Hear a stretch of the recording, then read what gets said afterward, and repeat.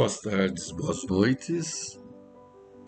Dando continuidade à leitura do livro A Caminho da Luz, nesse 21 de janeiro de 2023, nós estamos no capítulo 21, em que foi descrita a ascensão e queda de Napoleão, né?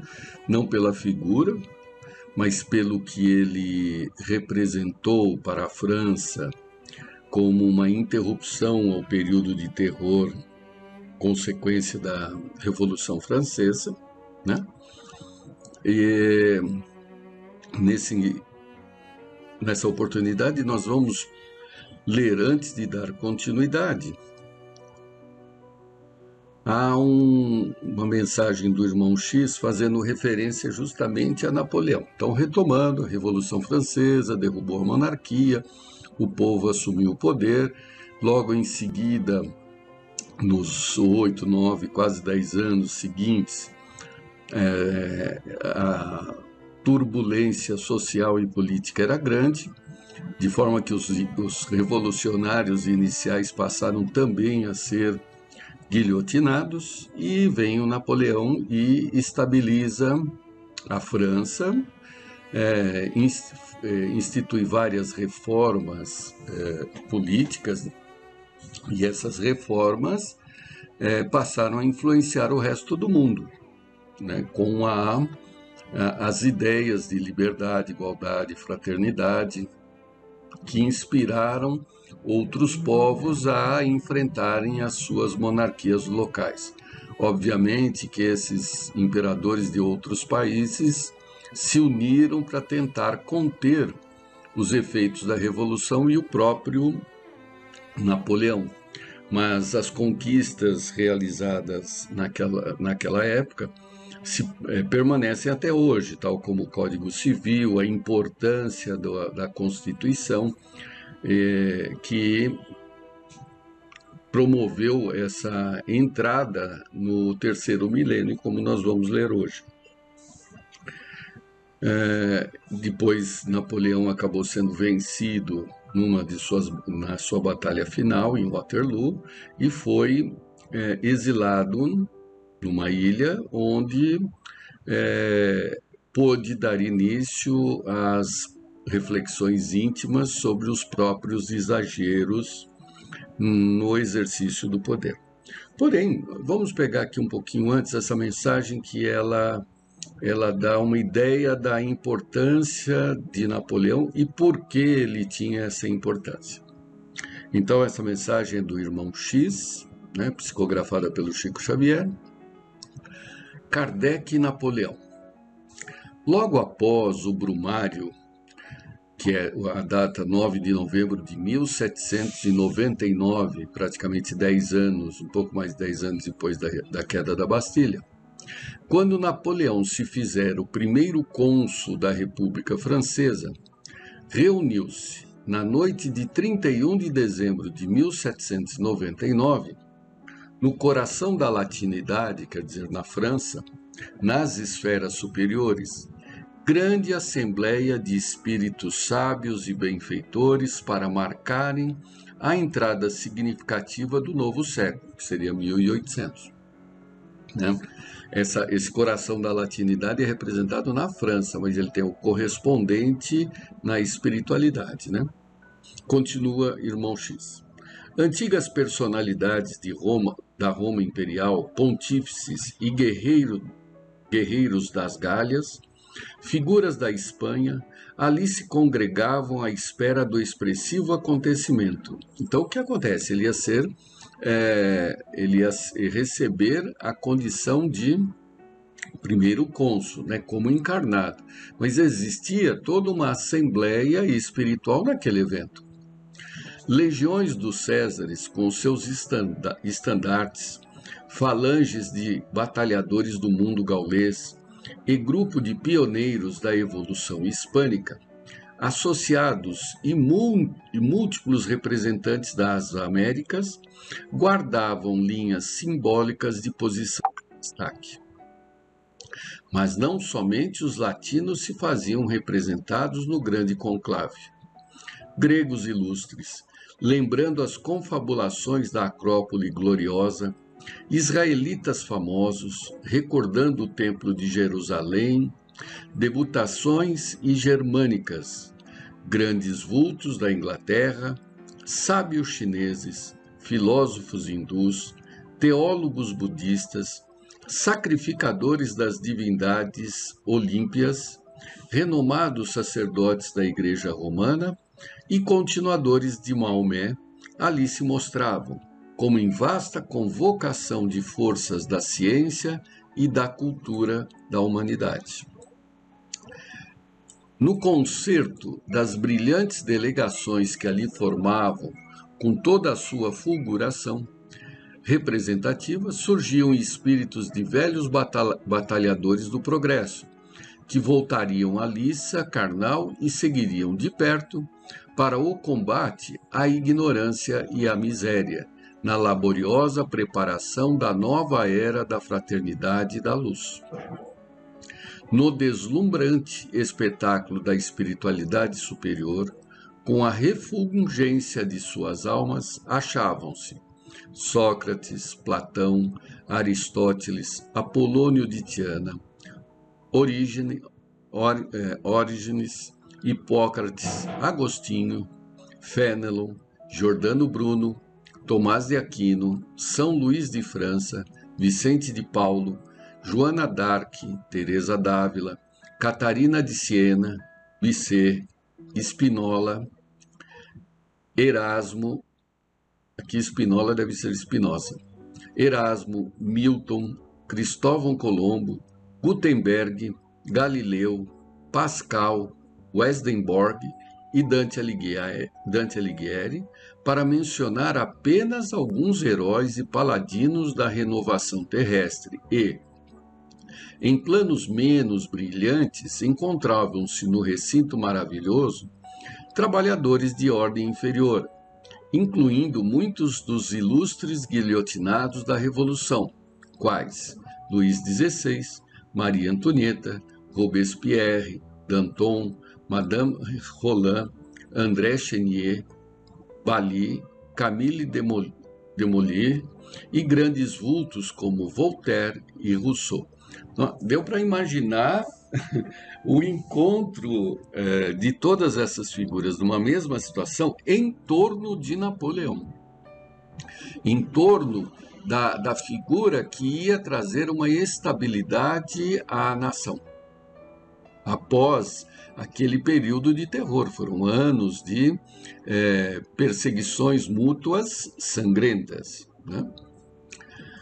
Continua. Depois da palavra rápida de alguns orientadores eminentes, invisíveis clarins soaram da direção do plano carnal.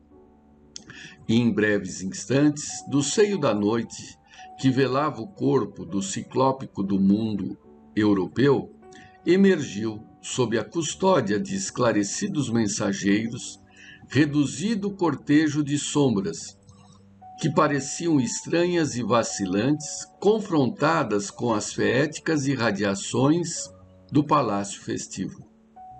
Era um grupo de almas ainda encarnadas que, constrangidas pela organização celeste, remontavam a vida espiritual para a reafirmação de compromisso. Então, nós estamos falando aqui de uma assembleia de 31 de dezembro de 1779, na qual estavam presentes esses que nós mencionamos através de Emmanuel, e em sono os encarnados se desprenderam e se dirigiram a esta assembleia. Foram conduzidos, né? À frente vinha Napoleão, que centralizou o interesse de todos os circunstantes. Era bem o grande corso, com os trajes habituais e com o seu chapéu característico. Recebido por diversas figuras de Roma, da Roma antiga, que se apressavam em oferecer-lhe apoio e auxílio, o vencedor de Rivoli ocupou radiosa poltrona, que antemão lhe fora preparada. Entre aqueles que o seguiram na singular excursão, encontravam-se respeitáveis autoridades reencarnadas do planeta como Beethoven na música, Ampère na física, Fulton, Faraday, Goethe, João Danton, Pestalozzi, Pio VII, além de muitos outros campeões da prosperidade e da independência no mundo. Acanhados no veículo espiritual que os prendia à carne terrestre, quase todos os recém-vindos banhavam-se em lágrimas de alegria e comoção. O primeiro cônsul da França, porém, trazia os olhos enxutos, não obstante a extrema palidez que lhe cobria a face. Recebendo o louvor de várias legiões, limitava-se a responder com acenos discretos, quando os clarins ressoaram de modo diverso, como se puseram a voar para os cimos nos rumos do imenso infinito. Imediatamente, uma estrada de luz, à maneira de ponte elevadiça, projetou-se do céu, ligando-se ao castelo prodigioso, dando passagem a inúmeras estrelas resplandecentes. Enalçados o solo delicado, contudo, esses astros se transformavam em seres humanos, nimbados da claridade celestial. Dentre todos, no entanto, um deles avultava em superioridade e beleza, tiara rutilante na cabeça, como que a aureolar-lhe de bênçãos o olhar magnânimo, cheio de atração e doçura. Na destra, guardava um cetro dourado a recamar-se de sublimas cintilações. Ficou claro, né? Quer dizer, nesta ponte simbólica aí, estabelecida entre aquele evento e a espiritualidade superior, mais superior ainda, né, começaram a surgir estrelas que cada vez que tocavam o solo daquele local se mostravam como figuras humanas que representavam também personagens da nossa história mundial. Musicistas invisíveis, através dos éfiros que passavam apressado, prorromperam num cântico de hosanas sem palavras articuladas. A multidão mostrou profunda reverência, ajoelhando-se muito dos sábios e guerreiros, artistas e pensadores, enquanto todos os pendões dos velixários arriavam silenciosos em sinal de respeito. Foi então que o corso se pôs em lágrimas e, levantando-se, avançou com dificuldade na direção do mensageiro que trazia o báculo de ouro, postando-se genuflexo diante dele. O celeste emissário, sorrindo com naturalidade, ergueu-o de pronto e procurava abraçá-lo, quando o céu pareceu abrir-se diante de todo e uma enérgica e doce, forte como a ventania e veludosa como a ignorada melodia da fonte, exclamou para o Napoleão, que parecia eletrizado de pavor e júbilo ao mesmo tempo: Irmão e amigo, ouve a verdade que te fala em meu espírito. Eis-te à frente do apóstolo da fé, que sob a égide do Cristo descerá para a terra atormentada um novo ciclo de conhecimento. César ontem e hoje orientador, rende o culto de tua veneração ante o pontífice da luz. Renova perante o Evangelho o compromisso de auxiliar-te à obra renascente. Aqui se congregam conosco lidadores de todas as épocas, patriotas de Roma e das Gálias, generais e soldados que te acompanharam nos conflitos da Farsália, de Tapso e de Munda, remanescentes das batalhas de Geórgia e de Alésia, que te surpreendem com simpatia e expectação. Antigamente, no trono absoluto, pretendias-te descendente dos deuses para dominar a terra e aniquilar os inimigos. Agora, porém, o Supremo Senhor concedeu-te no berço uma ilha perdida no mar, para que não te esqueças da pequenez humana, e determinou voltasses ao coração do povo que outrora humilhaste e escarneceste, a fim de que lhe garantas a missão gigantesca junto da humanidade no século que vamos iniciar. Colocado pela sabedoria celeste, na condição de timoneiro da ordem, no mar de sangue da revolução, não ouvides o mandato para o qual fostes escolhidos. Não acredites que as vitórias das quais fostes investidos para o consulado deram-se atribuídas exclusivamente ao teu gênio militar e político. A vontade do Senhor expressa-se nas circunstâncias da vida. Unge-te de coragem para governar sem ambição e reger sem ódio. Recorre à oração e à humildade para te não arrojes aos precipícios da tirania e da violência. Indicado para consolidar a paz e a segurança necessárias ao êxito do abnegado apóstolo que descortinará a era nova, serás visitado pelas monstruosas tentações do poder. Não te fascines pela vaidade que buscará coroar-te a fronte. Lembra-te de que o sofrimento do povo francês, perseguido pelos flagelos da guerra civil, é o preço da liberdade.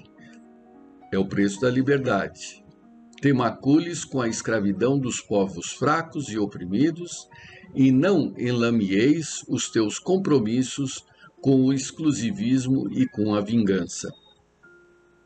Recordas que, obedecendo a injunções do pretérito, renasceste para garantir o ministério do discípulo de Jesus, que regressa à experiência terrestre, e vale-te da oportunidade para santificar os excelsos princípios da vontade e do perdão, do serviço e da fraternidade do Cordeiro de Deus, que glorificado, sólido de sabedoria e de amor. Se honrares as tuas promessas, terminará a missão com o reconhecimento da posteridade e escalará horizontes mais altos da vida. Mas, se as responsabilidades forem menosprezadas, sombrias aflições amontoar-se-ão sobre as tuas horas, que passarão a ser gemidos escuros em extenso deserto. Dentro do novo século, começaremos a preparação do terceiro milênio do cristianismo da Terra. Antes de continuar, só um parênteses, né? Veja, aqui está mais do que claro que Napoleão era um missionário e que detinha o apoio e a proteção da espiritualidade superior, o que não lhe garante o sucesso da empreitada. Ele tem todas as possibilidades para acertar e marcar o seu nome na história e, com isso, chancelar a condição de ocupar outras posições celestiais. Porém, da mesma forma, pode falhar. E se falhar, que é uma possibilidade, colherá os próprios frutos dos desatinos. A correlação é exata, é a mesma coisa que acontece conosco, só que em proporções menores, óbvio, né? O nosso campo de ação é muito menor, mas temos todas as condições para acertar, todas, proteção, conhecimento, assistência, mas também, se dermos ouvidos à nossa história pretérita de orgulho, vaidade, egoísmo, iremos fatalmente plantar espinhos que nos ferirão por muito tempo, perdendo principalmente a oportunidade do acerto. Novas concepções de liberdade surgirão para os homens. A ciência erguer-se-á a indefiníveis culminâncias. as nações cultas abandonarão para sempre o cativeiro e o tráfico de criaturas livres, e a religião desatará os grilhões do pensamento, que até hoje encarceram as melhores aspirações da alma no inferno sem perdão. A figura sempre da religião, de céu e inferno, isso agora quem está falando é o Zé, e que a ideia de purgatório surgiu só no final da Idade Média, com Dante Alighieri, porque até então a Igreja Católica simplesmente colocava a existência de céu e inferno, ambos eternos. Continua aqui o Espírito. Confiamos, pois, ao teu Espírito valoroso, a governança política dos novos eventos, e que o Senhor te abençoe. Cânticos de alegria e esperança anunciaram nos céus a chegada do século XIX, 1800. E enquanto o Espírito de verdade, seguido por várias cortes resplandecentes, voltava para o alto, a inovidável assembleia se dissolvia. O apóstolo, que seria Allan Kardec, sustentando Napoleão nos braços, aconchegou-o de encontro ao peito e, acompanhando-o bondosamente, até religá-lo ao corpo de carne no próprio leito. Por Irmão X, médium Francisco Cândido Xavier. Então, só retomando aqui, essa estabilidade na França, trazida por Kardec, que era um missionário e de ampla experiência na história da humanidade em outras paragens, recebeu a missão de estabilizar a França e preparar para o reencarne de Kardec. Por que toda essa... Porque Kardec, ele representa aquele que vai codificar a terceira revelação, E o importante aqui, para que a gente tenha confiança sempre em Deus, nós não temos ideia do que foi a Revolução Francesa. Quer dizer, temos, basta ler a história um pouquinho, a gente verá que foi uma época muito conturbada, a revolução que se espalhou pelo mundo, muitas mortes, muitas injustiças, muitas traições, e tudo isto parecia que não tinha fim. Começou a Revolução Francesa e aí um contra o outro, uma verdadeira guerra civil veio, Napoleão, numa condição que, se vocês buscarem aí na história, é fácil entender, sem grandes privilégios na condição de militar, e acabou pela própria inteligência alçando a condição de líder da França e, à época, até do mundo. Agora, tudo isso para quê? Para servir de meio material, social, para receber o Espiritismo. Na próxima reunião, continuaremos sobre o tema. Prazer em revê-los. Até mais.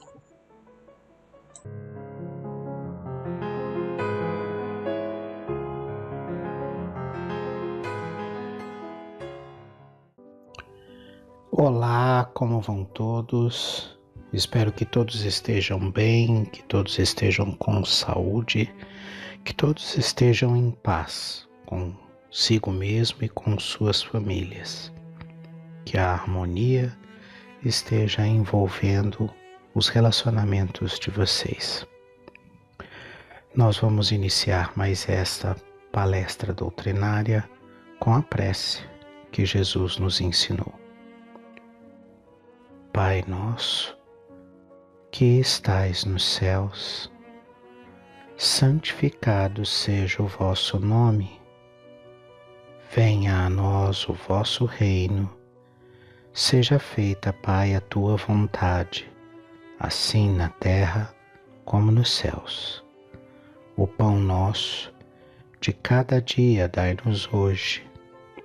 Perdoa, Senhor, as nossas dívidas, na medida em que perdoamos os nossos devedores. Não nos deixes cair em tentação e livra-nos de todo o mal. Que assim seja, graças a Deus, graças a Jesus. Nós vamos iniciar hoje o estudo de um texto que está em um livro chamado Obras Póstumas, que é um livro feito a partir das anotações de Kardec e posterior ao desencarne de Kardec.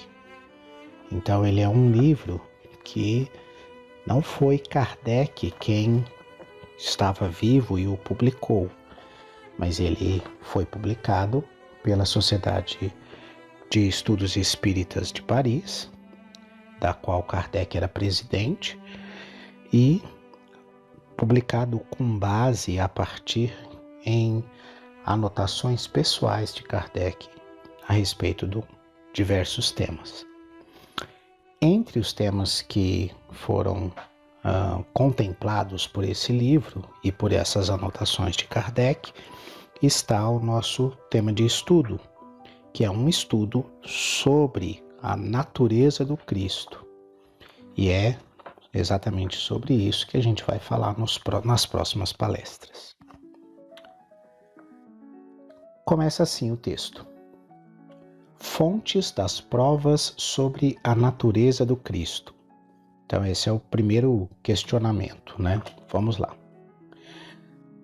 A questão da natureza do Cristo foi debatida desde os primeiros séculos do cristianismo e pode-se dizer que ainda não se acha solucionado, pois que continua a ser objeto de discussão. Foi a divergência das opiniões sobre este ponto que deu origem à maioria das seitas que dividiram a Igreja há 18 séculos, sendo de notar-se que todos os chefes dessas seitas foram bispos ou membros titulados do clero. Eram, por conseguinte, homens esclarecidos, muitos deles escritores de talento, abalizados na ciência teológica, que não achavam concludentes as razões invocadas a favor do dogma da divindade do Cristo. Entretanto, como hoje, as opiniões se firmaram mais sobre abstrações do que sobre fatos. Sobretudo, o que procurou foi saber o que o dogma continha de plausível ou de irracional, deixando-se geralmente de um lado e de outro de assinalar os fatos capazes de lançar sobre a questão uma luz decisiva. Então a gente já observa de saída aqui nesse primeiro parágrafo que as questões debatidas, sejam hoje ou sejam no passado, elas tendem a não se limitar, vamos chamar assim, aos fatos, né? Então as pessoas elas não se preocupam em analisar a veracidade ou a realidade dos fatos e acabam por se balizar ou por se basear exclusivamente em opiniões. E a gente precisa, é necessário, é saudável que as pessoas façam diferença entre aquilo que é a opinião de alguém e aquilo que é verdadeiramente um fato, que realmente pode ser considerado como fonte para se delinear um raciocínio, para se chegar a uma conclusão, né? No caso da natureza do Cristo, não é diferente, né? As pessoas discutem sobre essa natureza divina ou essa divindade de Jesus até hoje, né? E elas não procuram fazer uma análise daquilo que sabe-se como fato e debatem sobre opiniões, né? Eu na minha vida particular, eu costumo dizer que quando você vai começar uma frase com eu acho, é melhor você não concluir a frase, principalmente se o assunto gerar muita discussão. Então, é melhor a gente sempre conversar ou usar como argumento aquilo que a gente tem como certeza, e não aquilo que a gente acha que é ou que a gente pressupõe que é. É esse o conteúdo desse primeiro parágrafo, né? Então, em se tratando da natureza do Cristo, é melhor a gente se fixar naquilo que se tem certeza e não naquilo que eu acho que é assim ou eu acho que é assado. Sigamos na leitura. Mas onde encontrar esses fatos, senão nos atos e nas palavras de Jesus? Nada tendo Jesus escrito, seus únicos historiadores foram os apóstolos, que tampouco escreveram coisa alguma quando o Cristo ainda vivia. Nenhum historiador profano, seu contemporâneo, havendo falado a seu respeito, nenhum documento mais existe, além dos evangelhos sobre a sua vida e a sua doutrina. Aí somente é que há de se procurar a chave do problema. Todos os escritos posteriores, sem exclusão dos de São Paulo, são apenas, e não podem deixar de ser, simples comentários ou apreciações, reflexos de opiniões pessoais, muitas vezes contraditórias, que, em caso algum, poderiam ter a autoridade da narrativa dos que receberam diretamente do mestre as instruções. Então, o que ele quer dizer? Que mesmo no caso dos escritos de Paulo de Tarso, que todo cristão considera como grande o conteúdo e de respeito o conteúdo, o Paulo de Tarso ele não recebe esses ensinamentos diretamente de Jesus, mas através de seus apóstolos. Que mais que ele quer dizer? Que Jesus, enquanto estava encarnado no planeta, ele viveu como uma pessoa comum. Ele não tem, no momento em que ele está encarnado, esse destaque pessoal que a gente tem nele posterior, né? Esse marco histórico que a gente tem reconhecido no Cristo posterior ao seu desencarne. Então, enquanto pessoa, o Cristo foi uma criança, foi um adolescente, ele trabalhou junto com o seu pai na carpintaria. Então, enquanto, vamos dizer assim, pessoa, ele era comum, não chamava atenção sobre ele. E, portanto, não tinha por que os grandes pensadores, os grandes cientistas da época escreverem sobre ele ou darem qualquer análise sobre ele. Então não há nenhum relato contemporâneo ao Cristo. O que há são relatos posteriores ao desencarne do Cristo, né? E em alguns casos muito posteriores, né? Não é aquela coisa assim, o Cristo desencarna e 3 ou 4 dias depois se está escrevendo a respeito daquilo que ele deixou como ensinamento, né? O que se tem de escritos são relatos que foram transcritos de memória e anos depois. Obviamente que inspirados pela espiritualidade, guiados pela espiritualidade, mas não são contemporâneos. É esse que esse parágrafo aqui quer deixar claro, né? Que não há nenhum relato histórico, nenhum documento histórico sobre essa natureza superior do Cristo. Continuando. Sobre esta questão, como sobre as de todos os dogmas em geral, o acordo entre os pais da Igreja e outros escritores sacros não seria de invocar-se sobre argumento preponderante, nem como prova irrecusável a favor da opinião de uns e outros, uma vez que nenhum deles citou um só fato fora do Evangelho concernente a Jesus, que nenhum deles descobriu documentos novos que seus predecessores desconhecessem. Então, qualquer um dos que falaram a respeito dessa natureza de Jesus, sempre posterior ao desencarne dele, falam a respeito daquilo que está escrito nos evangelhos e dos relatos que foram escritos por quem foi discípulo de Jesus ou por quem foi cristão, né? É isso que ele está querendo dizer, assim.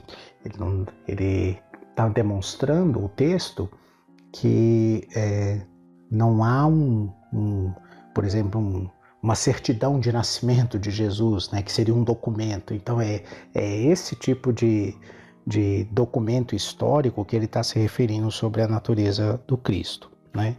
Então, para muitas pessoas, há ainda essa ideia ou essa crença de que o Cristo foi só uma lenda, é só um personagem lendário e não uma pessoa. Então, até esse tipo de questionamento existe hoje em dia.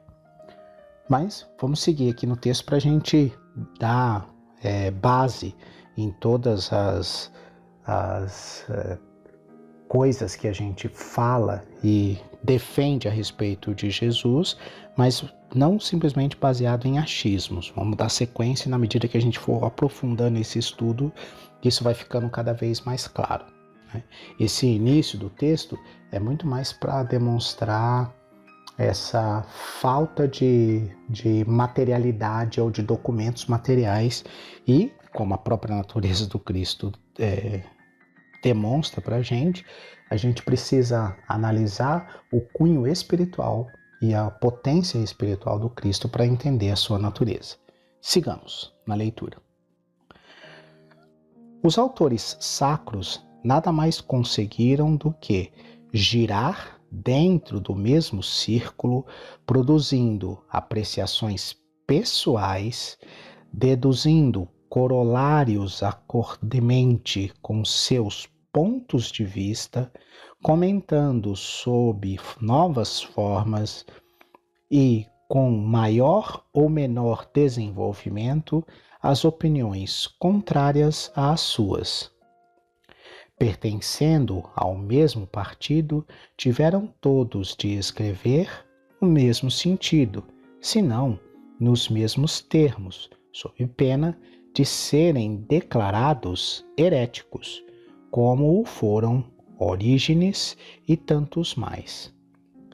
Naturalmente, a Igreja só concluiu no número dos seus pais os escritores ortodoxos, Naturalmente, a Igreja só incluiu no número dos seus pais os escritores ortodoxos e o seu ponto de vista. Somente exalçou, santificou e colecionou aqueles que lhe tomaram a defesa, ao passo que repudiou os outros e lhes destruiu quanto pôde de escritos. Nada, pois, de concludente exprime o acordo dos pais da Igreja, visto que formam uma unanimidade arranjada a dedo, mediante a eliminação dos elementos contrários. Se se fizesse um confronto de tudo o que foi escrito pró e contra, difícil se tornaria dizer para que lado se inclinaria a balança. Então, o que a gente tem, né? Quando ele fala desse acordo dos pais da Igreja, ele está falando de todo o processo que aí nós já estamos, 15 séculos depois que o Cristo faleceu, né? Depois que o Cristo desencarnou. 3 séculos, quando você tem os primeiros concílios, aí depois que o Cristo desencarna. Então, você tem muito, mas muito da influência dos interesses humanos e daquilo que você quer que as pessoas acreditem que sejam. Então, muito dificilmente você vai ter registros daquilo que era contraditório, né? Ou daquilo que não exprimia exatamente o que esses pais da igreja desejavam exprimir. Então, ou você tem o oposto, né? Então, a negação absoluta da natureza do Cristo e da sua divindade, ou você tem uma exacerbação dessa divindade e um exagero dessa divindade.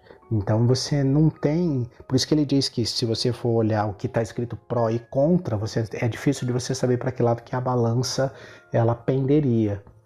E é nesse sentido que ele quer dizer que, olhando para tudo isso que está escrito depois e do tempo com que isso foi escrito e as tendências viciosas com que isso foi escrito, dificilmente você vai conseguir chegar a uma conclusão que não seja a opinião pessoal de alguém, né? Então, não é por esse caminho que a gente vai seguir nessa linha de raciocínio sobre a natureza do Cristo. Isto nada tira ao mérito pessoal dos sustentadores da ortodoxia, nem ao valor que demonstraram como escritores e homens conscienciosos, sendo advogados de uma mesma causa e defendendo-a com incontestável talento, haviam forçosamente de adotar as mesmas conclusões. Longe de intentarmos apontá-los no que quer que fosse, apenas quisemos refutar o valor das consequências que se pretende tirar do acordo de suas opiniões. Então, o que Kardec está querendo dizer é assim, como são opiniões que chegaram a um acordo de opinião para evitar os conflitos e as divisões, você não consegue estabelecer aquilo como fato, porque na verdade são opiniões a respeito de relatos, né? Opiniões a respeito de teorias, né? E essas teorias não são comprovadas, não têm um fundamento, mas chega-se a um consenso. Então, ainda que as pessoas sejam extremamente inteligentes e capazes, esse consenso pode não estar atrelado a um fato. E é essa dúvida do pode ou não pode estar atrelado a um fato que causa toda essa dificuldade de entendimento e de compreensão da natureza do Cristo. Eu vou terminando essa leitura por aqui hoje e a gente continua numa próxima palestra a respeito do assunto. O assunto é profundo, ele segue com mais aprofundamento e a gente vai se aprofundar a respeito disso. Eu me despeço de vocês com a prece que Jesus nos ensinou. Pai nosso, que estais nos céus, santificado seja o vosso nome. Venha a nós o vosso reino. Seja feita, Pai, a tua vontade, assim na terra como nos céus. O pão nosso de cada dia dai-nos hoje. Perdoa, Senhor, as nossas dívidas, na medida em que perdoamos os nossos devedores. Não nos deixes cair em tentação e livra-nos de todo o mal. Que assim seja. Graças a Deus, graças a Jesus.